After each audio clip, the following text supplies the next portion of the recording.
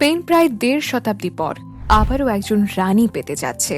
দেশটির পরবর্তী রানী হতে যাচ্ছেন মাত্র ২০ বছর বয়সী প্রিন্সেস লিওনর। তিনি বর্তমান রাজা ষষ্ঠ ফেলিপের বড় মেয়ে এবং স্পেনের সিংহাসনের উত্তরাধিকারী। ২০০৫ সালে জন্ম নেওয়া লিওনর ছোটবেলা থেকেই জানতেন একদিন তাকে এই দায়িত্ব নিতে হবে। সেই লক্ষ্যে তার শিক্ষা ও প্রস্তুতি গড়ে তোলা হয়। তিনি সাংবিধানিক আইন, আন্তর্জাতিক সম্পর্ক এবং বিভিন্ন ভাষা বিষয়ে পড়াশোনা করেছেন। ইতোমধ্যে তিনি স্পেনের নানা রাষ্ট্রীয় অনুষ্ঠান ও গুরুত্বপূর্ণ আয়োজনে অংশ নিয়েছেন। জাতীয় পর্যায়ের কয়েকটি বক্তব্যেও তিনি উপস্থিত ছিলেন, যা লাখো মানুষ সরাসরি দেখেছে।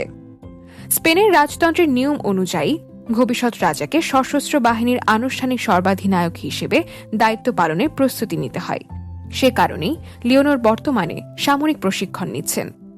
সংশ্লিষ্টরা বলছেন, তার প্রতিটি সরকারি উপস্থিতি ও দায়িত্ব পালনের ধাপ পরিকল্পিতভাবে সাজানো হচ্ছে, যাতে রাজতন্ত্রের ধারাবাহিকতা বজায় থাকে।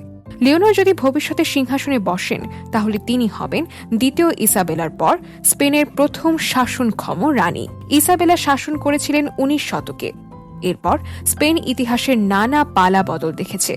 রাজতন্ত্র, স্বৈরতন্ত্র এবং গণতান্ত্রিক ব্যবস্থার মধ্য দিয়ে দেশ এগিয়েছে। বর্তমানে স্পেনের রাজা বা রানীর ভূমিকা মূলত সাংবিধানিক ও প্রতীকী। রাষ্ট্র পরিচালনায় তাদের সরাসরি রাজনৈতিক ক্ষমতা নেই, তবে ঐতিহ্য, ঐক্য ও রাষ্ট্রীয় প্রতিনিধিত্বের ক্ষেত্রে এই ভূমিকা গুরুত্বপূর্ণ হিসেবে বিবেচিত হয়।